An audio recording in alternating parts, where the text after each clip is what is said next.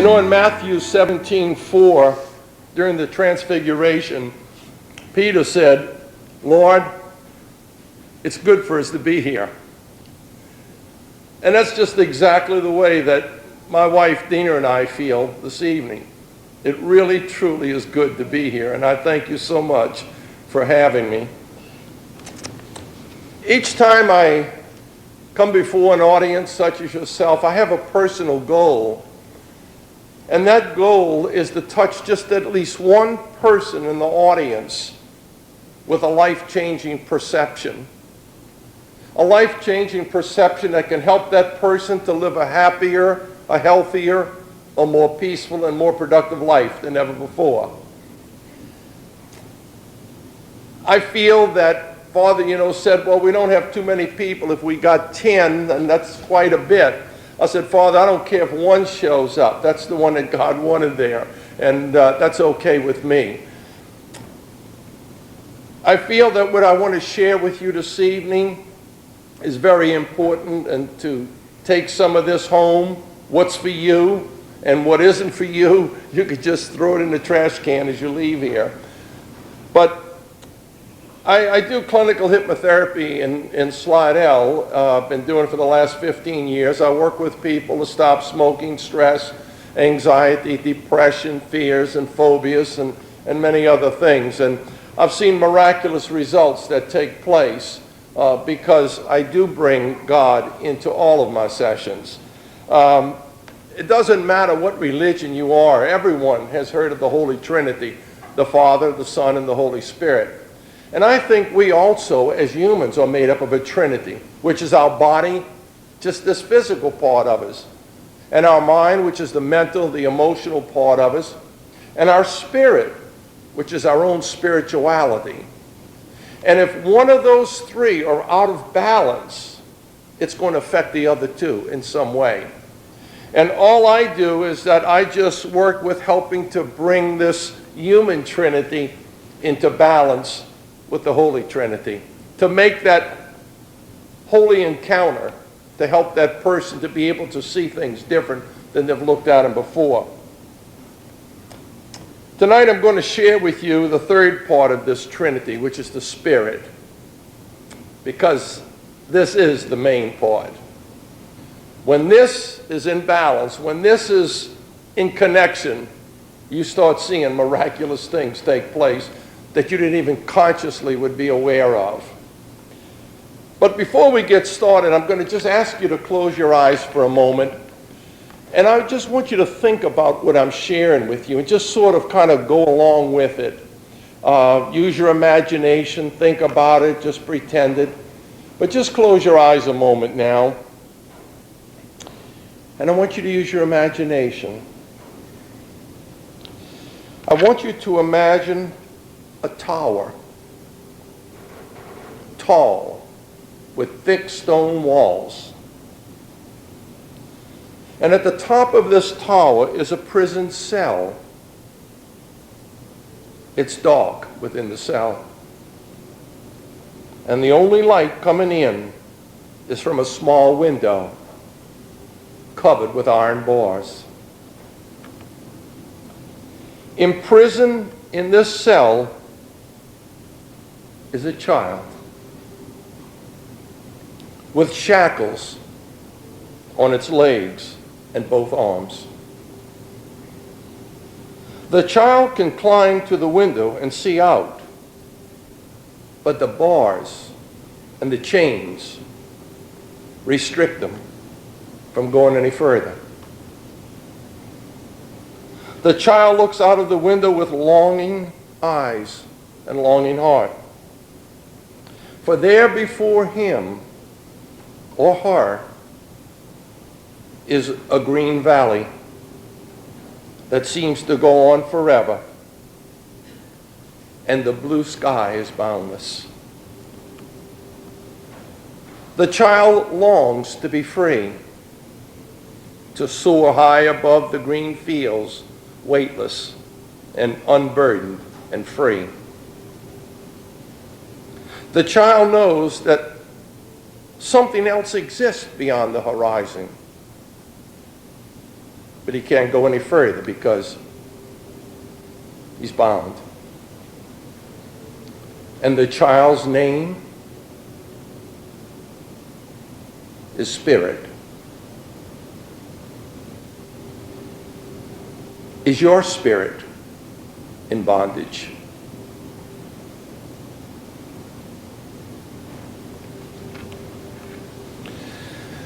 You can open your eyes now, and I want to just share with you some things that can keep our spirit in bondage. Anger, resentment, bitterness, jealousy, and revenge. These are all things that keep our spirit in bondage. Tonight, I'm going to give you a key. With this key, you can just unlock any lock and you can open any door. This key will unlock the chains that bind. It's a key to meaning in a world that just seems to make no sense anymore. The key is happiness. It's a key to a longer and healthy, more peaceful and more productive life. It's a key to happiness and peace. And the key is forgiving. That's the key. To forgive. Let me share a little story with you about my life and why I'm here today. In 1987, at the age of 53, you don't have to worry about adding that up, I'm going on 70, so it'll save you a little time. I went through a really severe depression at the point of suicidal. I had a real good job. I had all of Louisiana and Mississippi as a territory. I made good money, had a company car, had an unlimited expense account. And I used to enjoy getting up in the morning and going to work. You see, people trusted me. When they bought something from me, I came with it. And they knew that if they ever had a problem, I'd be there to help them in any way I could. And so instead of going to work in the morning, it was almost like getting up and going to visit new friends. And then it seemed like my world started falling apart. The company started cutting back. They gave the northern part of Mississippi to a young boy who just got out of college. Took that part of my territory away, which decreased some of my income. And then they took the lower part of the upper part, the northern part of Louisiana away from me and gave it to a boy up there, a young fellow, paid him less money and took more out of my commission. Then they took all of the lower part of Mississippi and the Gulf Coast away from me and give it to someone else. And then they did the same thing with the lower part of Louisiana until I was just back in New Orleans knocking on doors again like I did 30 some odd years ago. And I resented that because I worked hard all those years. I put a lot of time and sweat and blood into that. And I was getting at the age where I felt like it's not going to be long and I'll be able to retire and the wife and I can take some trips and do the things that we've always wanted to do. The children are grown. But all of this was kind of being taken away from me, and I really built up a lot of resentment about that. And then that resentment, without even being conscious aware of it, that resentment turned into anger and bitterness. Somebody pull out in front of me in a car, man, I'd want to ram them because I'm like, you had no right to do that to me.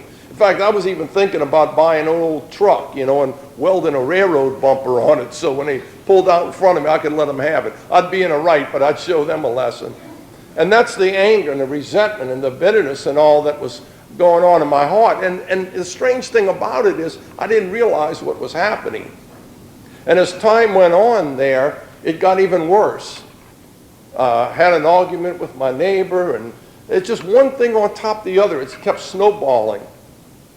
And I became such an angry, hateful person. I couldn't stand it myself.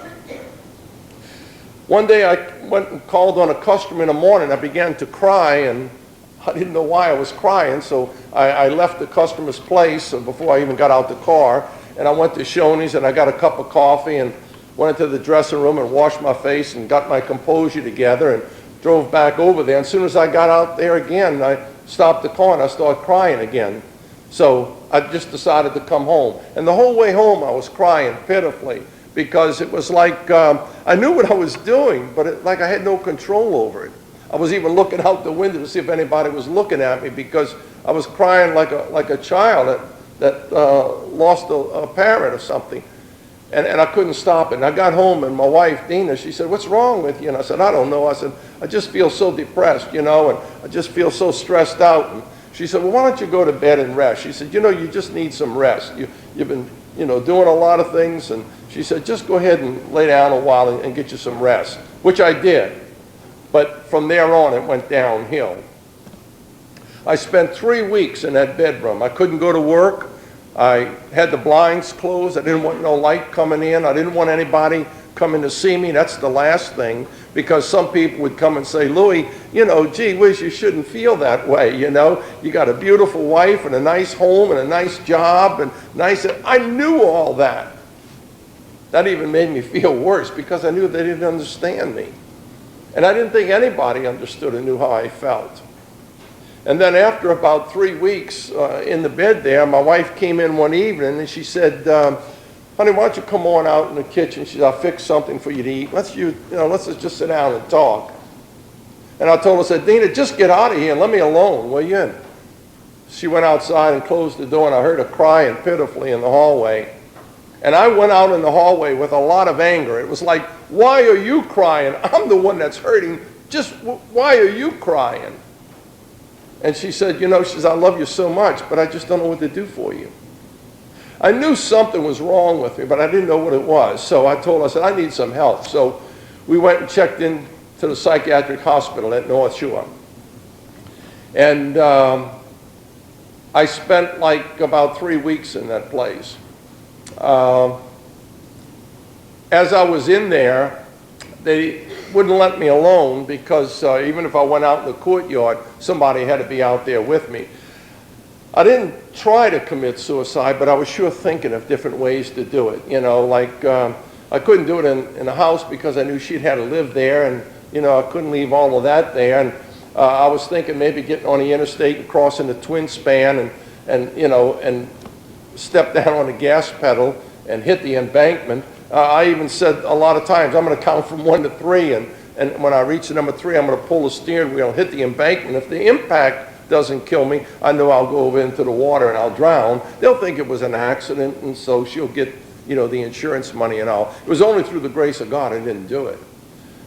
But anyway, I spent like three weeks or so in the hospital, and one day I got a pass, a 2-hour pass, and she came up to the hospital to get me, and she said, "Why don't we go home?" She said, "I got something fixed, and we can sit down and talk." I said, "No, I don't want to go in that home." I knew as soon as I turned that corner and I'd see that neighbor's house, all of this would come back again, this furious anger, that I had with this guy.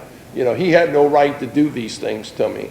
And so I said, "No, I can't go home." She said, "Well," she said, "You want to just go for a ride?" I said, "No, I'd just sooner stay here," because I was starting to feel somewhat protected in that environment. Didn't have to worry about phones, didn't have to worry about nothing. Nobody was coming to see me except her.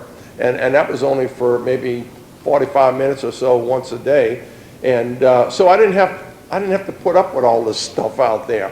And I was getting kind of used to this environment. And we sat there for a little while, and then I told her, I said, "Well, why don't you take me over to church?" I don't know why I said that, because that's the last place that I wanted to go. I felt like, God's so good.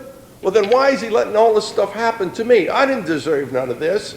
I always tried to respect people and their property and do things for others, and it was like everybody's messing on me. I just, why is this happening to me if you're such a good God, The guy down the street didn't care about anybody, and he's driving a new car, and he's got a good job, and things are just going wonderfully, going on trips. And here me trying to do right, and everything's going down. But anyway, she took me over that night to the chapel at St. Margaret Mary. The church was closed, but the chapel was open, and we went in the chapel that night, and it was really strange because, I know that there's someone there all the time, but when we went in there that night, it was 8 o'clock. There was no one in the chapel. And we went and knelt down right at the front pew, and I knelt down and I tried to start praying, like the Our Father and the Hail Mary and, all the prayers that I was taught to say. And I just couldn't pray. I felt like a hypocrite. I felt like, I have all this anger and resentment. I don't belong in this church, especially for the Blessed Sacrament. The only reason I didn't walk out was because she was still kneeling down praying. So I just sat back in the seat, folded my arms just like Father has his now. And I just started staring up here at the altar, and the Blessed Sacrament was in there. It had a candle burning on each side. And I started staring at the Blessed Sacrament there.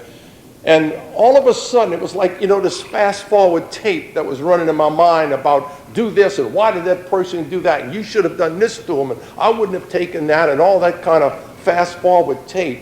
It kind of slowed down somewhat. And I said, well, I think I'll go back to work, and I'll just do the best I can. If they fire me, they fire me. I'll go get a job selling somewhere else. I'll sell refrigerators, and that way somebody comes in and they say, I want a refrigerator. I said, what do you want, a white one or a red one or a blue one? It'd be that easy, and I'll do that. And then I said, I'll go back to work. And then I said, and I'm going to say a prayer for my boss. Now, when I said that, it was like somebody reached into the pit of my stomach and said, well, you fool, you're going to do what? After what he did to you? And I said, yeah, I'm going to still say a prayer for him. And then I said, I'm going to say a prayer also, for his wife and his family and all. And it was only minutes before that I was hoping that the company would burn down and he'd be inside of it, And I said, now, I'm going to say a prayer for my neighbor. And again, literally, this physical gnawing in my stomach, like somebody twisting my intestines, You're going to do what after what that guy said to you, I said, no, I'm going to still say a prayer for him. Moments ago, I was hoping him and his wife would get in an automobile accident, and I wouldn't have to deal with those people anymore. But I said, no, I'm going to still say a prayer for him. And for some strange reason, I just start putting people like in a circular motion. Well, I'm going to say a prayer for this one, and then this other person coming to my mind, years and years ago, what they did to me. And I'm going to say a prayer for that person, and I'm going to say a prayer for this. And as I was putting these things into circular motion, from within inside of this circle was like a dark spot. Just a total dark spot. And out of that dark spot came a thought. It just came right, I could almost see it coming out of there. And it came right into my mind. And it said,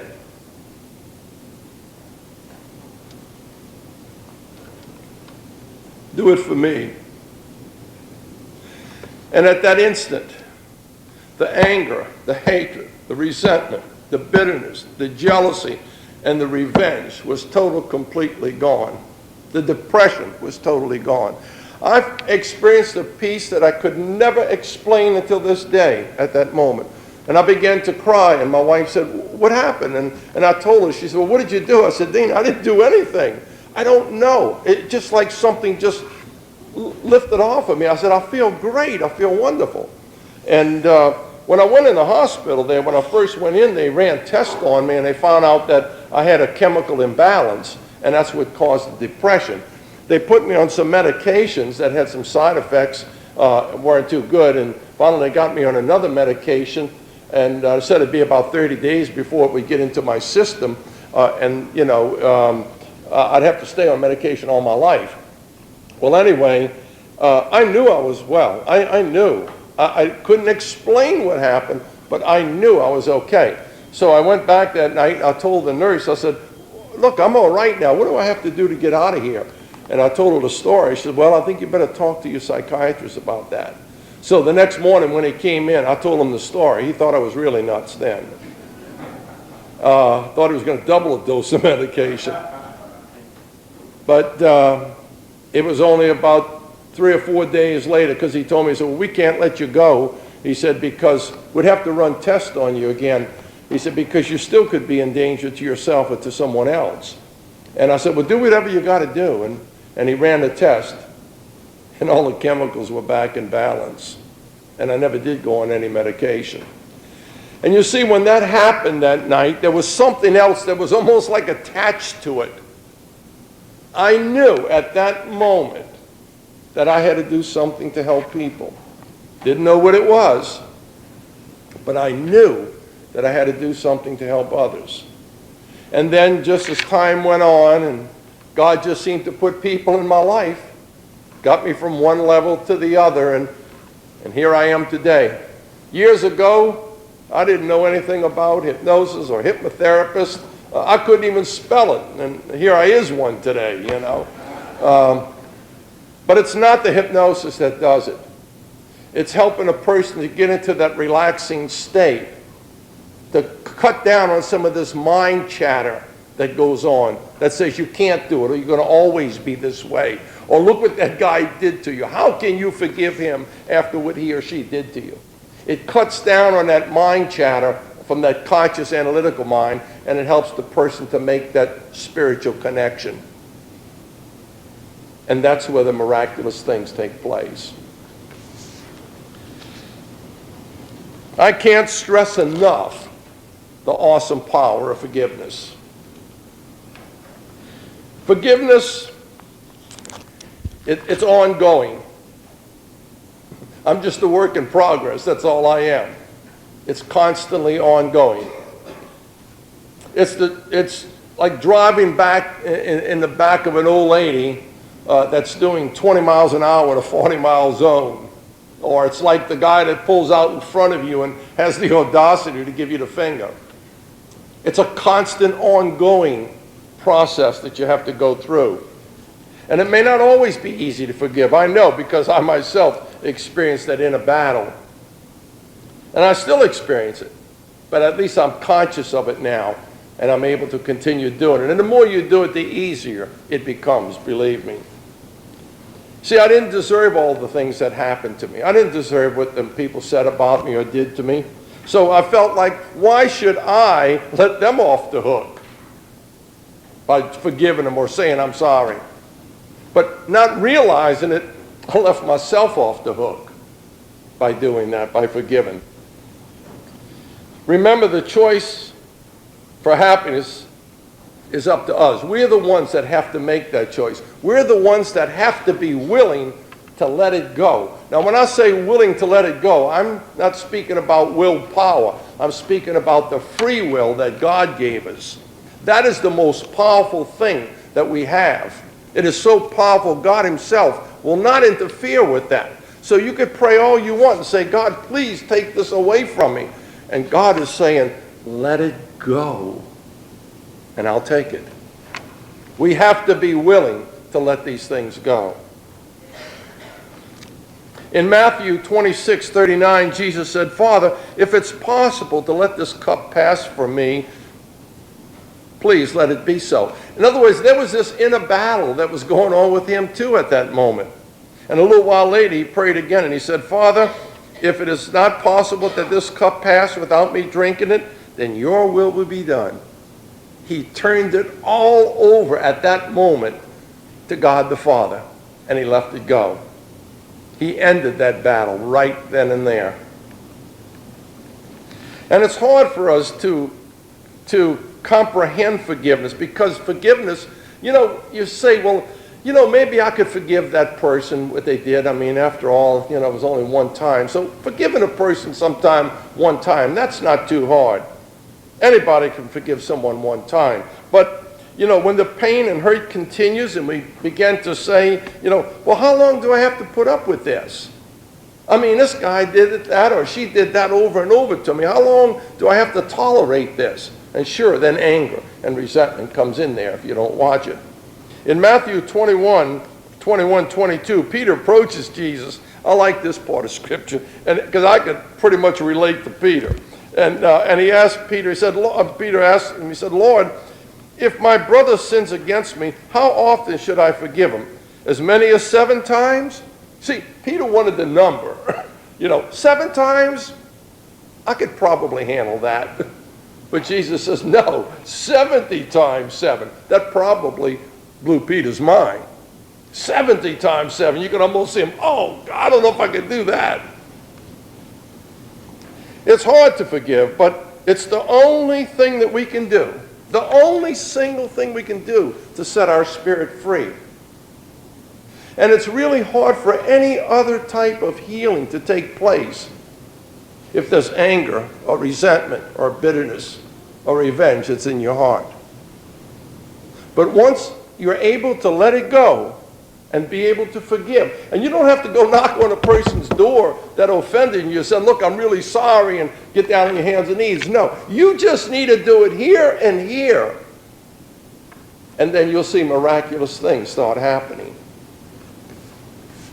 And we must remember that forgiveness is not a feeling. That's where we get mixed up sometimes. Well, maybe if I'm feeling a little better, I'll be able to do that. You're never going to feel better.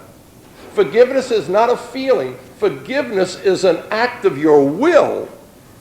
And then the good feelings will come later because they're just nothing other than byproducts of the act of your will.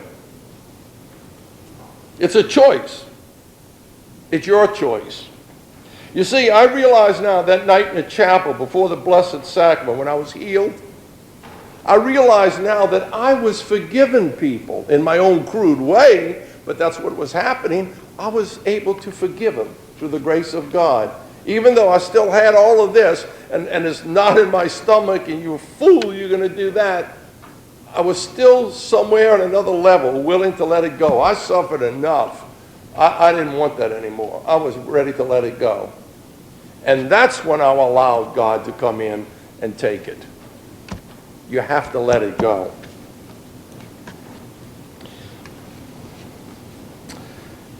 It's sort of like, I guess it's like, if we had a garden hose and we hooked it up to the faucet and stretched it out and turned the water on, out of the end of the hose could shoot a stream of water from here to the back of the church. But if we walked over to that hose and we put a little kink in it, we're going to slow down that water flow. Put another kink in it, and you're going to slow the flow of water even more. Until finally, you got so many kinks, you're going to only have a drip coming out of the end of that hose. I had a lot of kinks in my hose. See, God is like the water, always there, ready to flow. But we put these kinks in there, and we stop His grace. We stop Him from performing miracles because of our lack of not being able to let things go. We didn't deserve it. And then before you know it, without any conscious effort, we get caught up in this poor me syndrome. And we just start reinforcing it more and more until finally it begins to take over. When we hear about Jesus casting out demons, the first thing we think about, is a fiery-eyed devils and horns and pitchforks, But the demon that can totally possess us and turn us into something that we don't want to be is anger, hatred, resentment, bitterness, jealousy, revenge, drugs, alcohol. These are things that can take and rob our spirit and put our spirit in bondage and make us something we don't want to be. I didn't like myself when I was depressed, when I had all this anger. I didn't like myself one bit because it was going against my true spirit. And so all of this other stuff that's coming in is not part of your true spirit. That's why we feel that way, because it's not really a true part of us. Many times we don't understand the power that we give to things sometimes. We're not conscious of it, so we just respond spontaneously. My son gave me this little holder for my business cards, and he gave it to me with a lot of love, and I carry it with me everywhere I go because it just reminds me so often of, the love and devotion that he had for me. And but let's just say I happen to sit it down here and go over there and speak to some other people, and I come back to look for it, and it's missing. And I can say, well, you know, it was black, and Father dresses in black all the time. That would have matched his clothes. He could have took that. Why would he want to do that?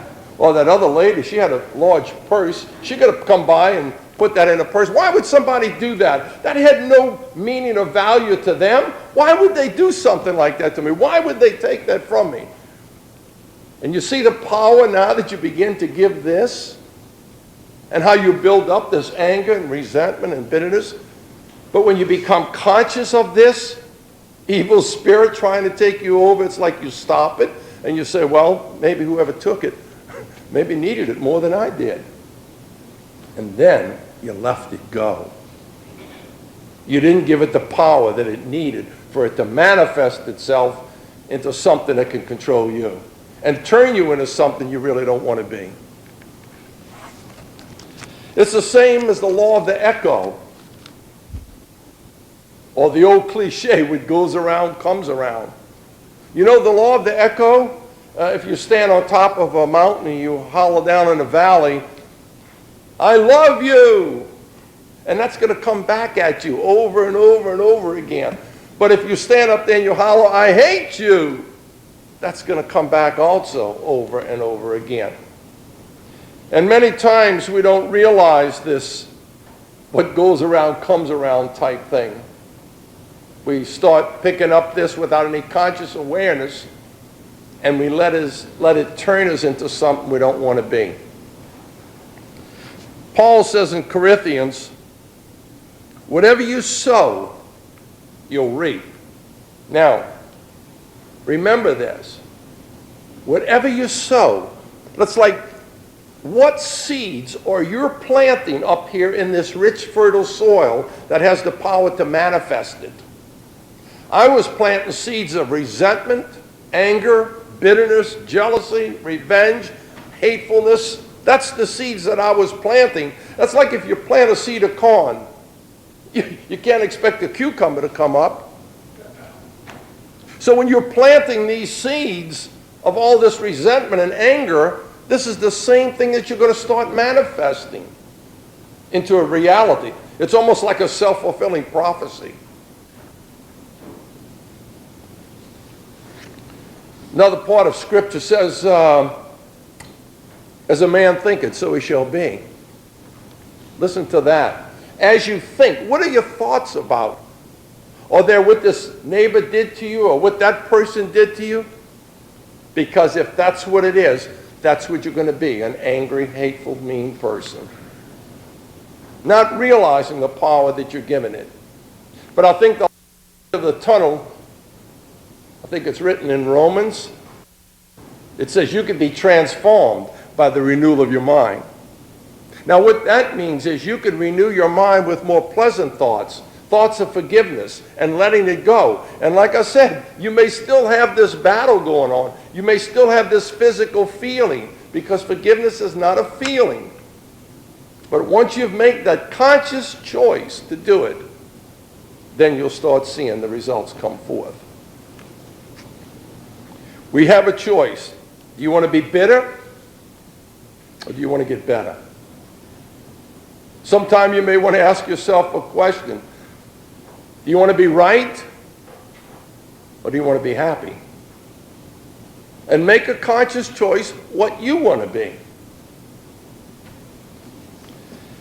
There was an ex-prisoner of war who asked another, have you forgiven your captives yet?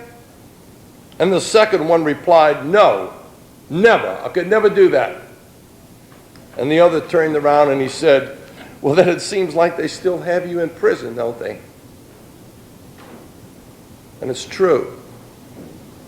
We keep playing these things in our mind over and over again, and we make ourselves prisoners. We take this child that is within us that wants to love and wants to forgive, but we grow up, we become adults, and then I can't do that, and they had no right to do that, and we put that child in bondage. We put shackles on its arms and its hands, and it just stays there until we're ready to let it go, to break those shackles and those chains. And forgiveness will do that. Anger, resentment, bitterness, jealousy, revenge will keep you in prison. You see, If hatred ever finds a place in your heart, you're going to perceive a fearful world. But if you find love and forgiveness in your heart, you're going to look out on a world that is just full of mercy and full of love. It's the way you perceive it to be. You have that choice. So many times the child within us wants to forgive, but the adult that we've grown into fights and holds on to it. It says, I don't deserve that. And who do they think they are?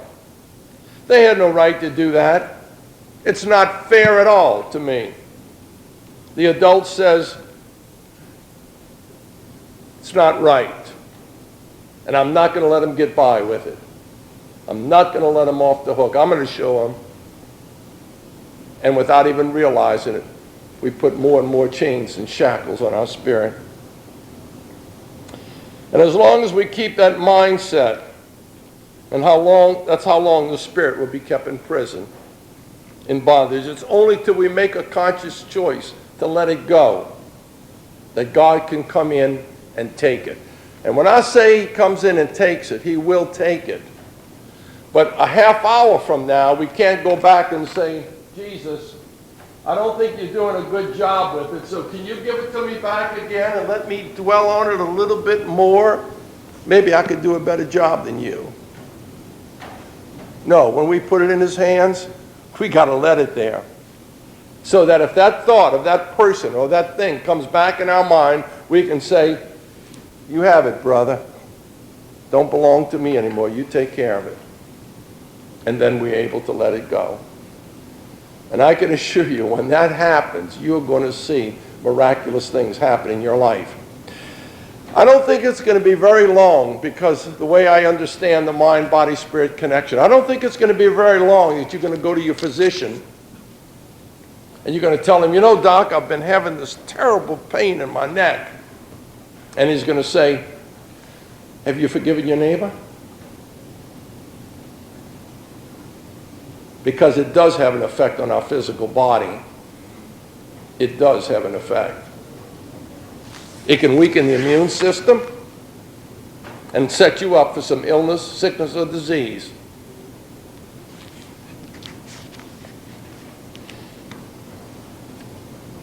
God wants to take it from us, but we have to be willing to let it go. And I use hypnosis to help people to get into that quiet place, because in Psalms 46:10 it says, and I love this, be still and know that I am God. And you know what our problem is? We don't know how to be still. We have all this mind chatter going on that we can't just for a few moments be still and listen. Instead of asking God, God, please help me with this and give me that, maybe sometime we should just be still and listen what God has to say to us. And it may be surprising and healing, the information that you receive. And that's all I do. I just bring the person in that quiet place and let Jesus speak to them in whatever way they need it. Everybody that comes in my office, I place my hand over their forehead and I pray in silence. I don't tell them what I'm doing. I'll just tell them I'm going to place my hand over the forehead and help them to relax. And that's when I say in silence, Jesus, I know this person come here to quit smoking, and I ask you to take the cigarettes out of their life. But I also ask you to touch them in another way, a way that they need healing the most. And people will call me up and tell me some of the things they've gotten from the session that, if I didn't see it every day, it would be hard for me to believe. I say, I understand now how Thomas must have felt when he said, if I can just put my finger there in his hand and my hand in his side, then I'll believe. And I've seen these things happen. I've seen them with my own eyes. It's not something I just read out of a book or somebody else told me about it.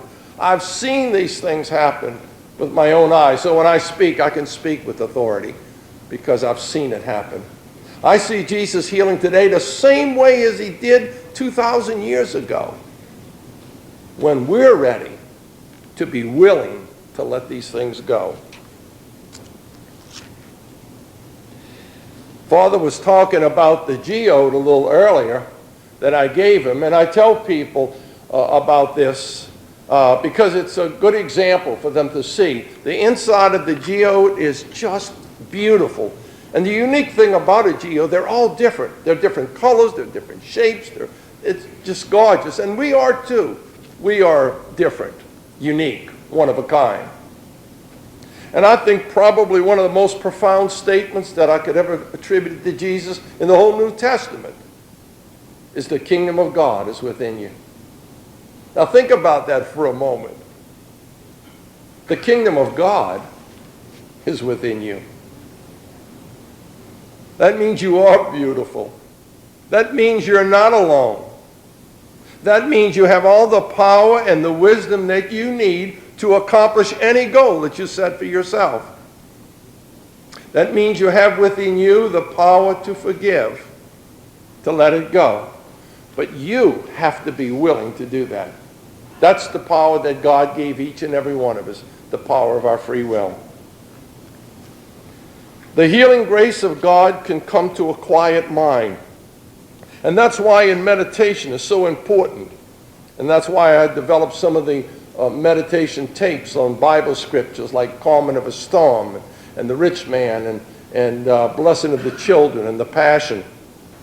It's just to help a person to be still, for me to just guide them back into Scripture and put them there so they can hear the truth. And the truth will set you free. You know, a few years ago, my wife and I went up to Hilton Head, South Carolina. They had a convention up there. They had physicians, they had scientists, they had psychologists and psychiatrists, they had research teams up there, and it was 7 intense days. And one of the talks, I was trying to decide where to go, and so I said, well, this one sounds good, and I went into that one, and after I sat in there about 10 minutes, I said, no, this isn't for me. So I left it. I just went into another room. They had about 200 people in there. And this physician and his team, his research team, was doing research with the thymus gland. Now, the thymus gland is located like right about here. That's the kind of where I felt that knotting, that twisting going on. It's located here. And what happens, B cells and T cells that fight off cancer are developed in our bone marrow.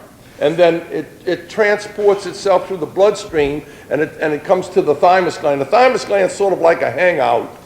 And then the thymus gland sends the B cells and T cells out to the lymph nodes. They found out that the thymus gland resonates. It really starts putting out with truth. And it kind of makes you think, what do you mean, truth? Truth. You know, like, oh my God, I understand that now. Oh, you know, that light comes on? You've all had that experience before, haven't you? Truth.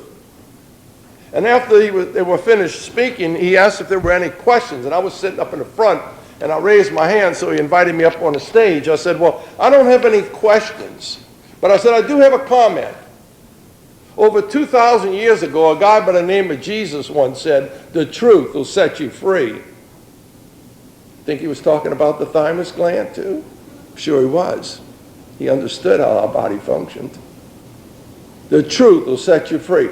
Now, sometime you may not want to go with the truth. You might want to stay where you are, and that's up to you. But the truth will set you free.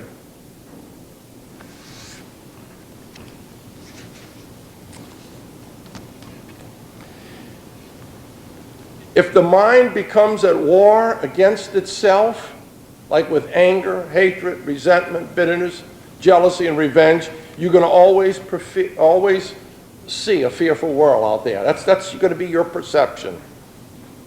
Because the mind is always at war then against itself. That inner battle is going on. Like, you're going to do what? You're going to forgive him after what he said to you? That's that inner battle. But once you make the conscious choice to forgive and to let it go, then you'll start seeing the results. In my book, A Journey to Inner Healing, I go into much more detail about this and about the healing process that God established here and the effect that the mind has and the spirit has on the body, that connection. Sometimes it's easy to forgive others. It's pretty easy, but sometimes it's pretty hard for us to forgive ourselves. We keep beating ourselves up, and without we even becoming consciously aware of it, we become our own worst enemy. And we constantly beat ourselves up to the point where we hate ourselves, we feel inadequate, insecure, we feel like, how can God have any place for me? But he does, because he is the forgiving God. He paid the price already. We don't have to pay it. He paid it already. All we got to be willing is to just forgive and to let these things go. In Matthew 22, 35, 40, a man came up to Jesus and he said, "Master, what is the most important commandment we should obey?" And Jesus said, "Love your God with all your heart, mind, body, and soul." And the second most important, you could almost see the guy throw his hands up in the air and say, "No, I only want to know the first. I only want to know the most important." But in the same breath, Jesus said, as equally as important is to love your neighbor as yourself. Now, I can assure you one thing. If you loved your neighbor like you love yourself, your neighbor's going to be in some bad shape. What Jesus was trying to tell us is you have to love yourself. You cannot love this other person until you love yourself, till you can realize that you were created in the image and likeness of God, that you're a child of God. You are special. You are unique. God created you that way. Doesn't matter what happened in the past. That's your heritage. You had no control over that. But you do have control over the way your heritage affects you today. You do have control over that. So when you become aware that you are special and unique, then when you start, and we were brought up too, if you love yourself, that's selfishness, No, that's not. You have to love yourself before you can love the other person. You have to be able to forgive yourself before you can forgive that person. You have to take a little time for you before you can go give some time to someone else or a stranger. And if you want to give money to the poor, you can't be flat broke. You got to have some change in here. He was telling us you've got to have it first before you can give it. And when you're able to forgive, then you begin to see yourself in a completely different light. You begin to like what you see. You feel better about yourself. Your self-confidence goes out of sight. And then you're able to pass that on to others.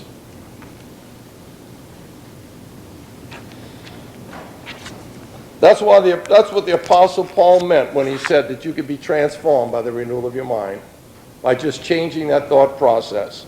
Transform means to change.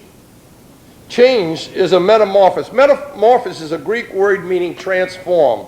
Metamorphosis is actually a miracle.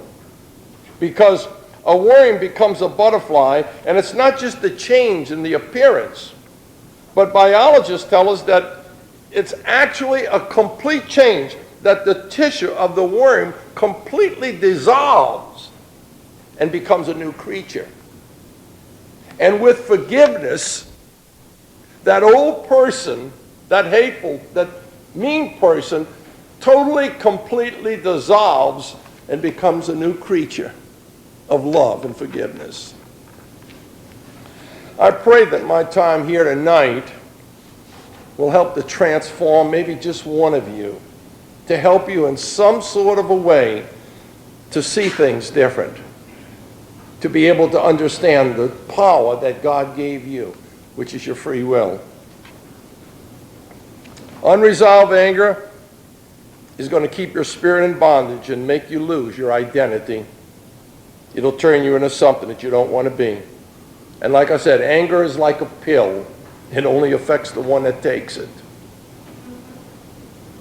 Forgiveness is the only antidote that can make you well and set your spirit free. But don't be mistaken and just think that forgiveness is for the benefit of those who hurt you, because it's not. It's for your benefit more so. In Luke 10, Jesus said to his disciples, I want you to go out like lambs among wolves. Think about that for a moment. Lambs among wolves. That's pretty serious, isn't it? He said, I want you to go out and knock on the door. And when they open that door, offer your peace. And if your peace comes back to you, you enter that house. You eat their food. You lay hands upon the sick. He just said, do your thing. But he said, if you knock on the door and your peace doesn't come back to you, take your peace back. Leave the house. Shake the dust from your sandals. What he's saying is, when you knock on that door and that person comes out and says, what do you mean knocking on my door? You got one nerve to do that. Who do you think you are? You're so inconsiderate. Now get out of here. And they slam the door in your face. You have every bit of human rights. I said human rights. To stand up there and say, that wasn't right, that wasn't fair. They shouldn't have done that to me. I didn't do anything to deserve that. I went there with a good heart to mean well, and look what they're doing to me. Jesus said, offer your peace. And if your peace doesn't come back to you, leave that house. Shake the dust from your sandals. Don't play it in your mind every place you go over and over again. Shake it from your sandals. Leave the house. Go knock on the other door and just offer your peace. Just be the person he created you to be. That's simple. In Matthew 5:23-24, it says, therefore, if you bring your gifts to the altar and then recall that your brother has anything against you, leave the gifts.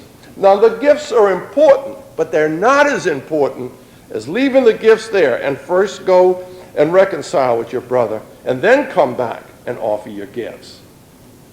Matthew 5:43-48, you have heard it, that it was said that you shall love your neighbor and hate your enemy. But I say to you, love your enemy and pray for those who persecute you, that you may be a child in your heavenly Father's kingdom. For he makes this, and this is important because we ask ourselves this question pretty often. The Father makes the sun rise on the bad and good, and causes the rain to fall on the just and the unjust. For if you love those who love you, what compensation do you have there? Do not even the tax collectors do the same? And he said, if you greet your brothers only, then what's so unusual about that? Don't the pagans do the same thing? Matthew 7, Jesus says, he tells us that the golden rule is to do unto others as you would have them do unto you. But I think that golden rule has just been changed over the years to the lead rule. Get them suckers before they get you. And we get caught up in that kind of mindset, and that's the exact way we respond. I want to share with you a little story about the awesome power of forgiveness. I worked with a client several years ago that had a lot of unresolved anger for many, many years. And I worked with him, and it was really unusual that it took this many sessions. We were on like about 7 or 8 sessions, and he still had this anger. It was like he couldn't hardly get rid of it. And one day his wife called me up, and she said they took him to the hospital. He had a heart attack, and he'd like to see you. I said, well, there's no way I can make it this evening. I already had an engagement. I said, but I will go up there tomorrow evening. So the next evening I went up there, and he was laying in the bed, and I looked at him. I said, man, I thought you were supposed to be sick. You look great, you know. And he said, no, I said, I'm feeling much better now. And we got to talking a little bit, and we got back on this forgiveness thing. And we started talking to it pretty much into detail, to depth. His wife was sitting over in the chair over here reading a newspaper. And after about an hour of him and I talking, you know, he said, Lord, he said, I just feel so much better, you know, since you came here. And I said, well, good. I said, I'm glad. You know, I remember it was a cold evening. I had my jacket on the chair. And when I walked back to get my jacket, I turned around, and he was getting out of bed. I said, hey, where are you going? He said, his wife said, oh, it's okay. The doctor said he can get up to use the bathroom. So he got up, and he kind of pulled these pajamas up like that, you know, and when he did, I said, well, I'm going to go, and I walked over to him and I put my arms around him and I said, I love you, Jim. And he just limped through my arms and hit the floor. I caught him somewhat, and then I ran outside and I called the nurse, and they made us get out of the room, and they called the emergency people came in, and after about 45 minutes later, the doctor come out. He said, who's Mr. Bauer? I said, I am. He said, well, he wants to see you. He said, he just had an out-of-body experience. He said, we came in there and we had a flat line when we went in. He said, we hit him once and nothing happened. The second time, nothing. The third time we hit him, he said he came back, and the first thing he said was, why did you bring me back? Why did you bring me back here? And so I started talking to him. His wife came in, and I put my head on the pillow, and I told him, I said, Jim, God ain't finished with you yet. He's got some plans for you. And then I left. And it wasn't long after that he recovered very well, lived probably, I want to say, almost 10 years after that. He became an ordained minister, and he used to go out making groceries for people that were homebound. So I could say, I saw the dead rise through forgiveness, because he was at that point then in his life where he was ready to let it go. And timing is important. Timing is so important. There's an old saying that when the student's ready, the teacher will appear. And so many times it's not in our time, it's in God's time. Forgiveness is power. And let me just ask you one little question while we're all here this evening. What if today, just what if today would be the last day of your life? And you knew it. Do you think you'd be willing to forgive? To let it all go? Let me ask you a few other questions. Do you want happiness? Do you want peace of mind? Do you want a healthy body? Do you want a certainty of purpose? Do you want a sense of worth and beauty that'll just completely transcend this world? Do you want a protective shield against the negativity of this world? Do you want a quietness that cannot be disturbed? Do you want a gentleness that can never be hurt? Do you want a deep abiding comfort and peace of mind? And do you want your spirit to be free? All of this, forgiveness will offer you. There's an old saying that if you begin to knit, God will furnish the yarn.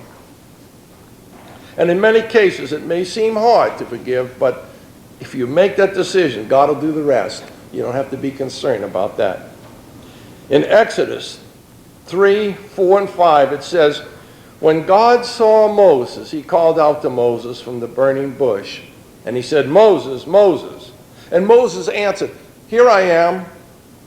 And God said, come no nearer, for the place where you stand is holy ground. And when your heart truly forgives, you're on holy ground. There's an old saying that the holiest place on earth is where an ancient hatred has become a present love.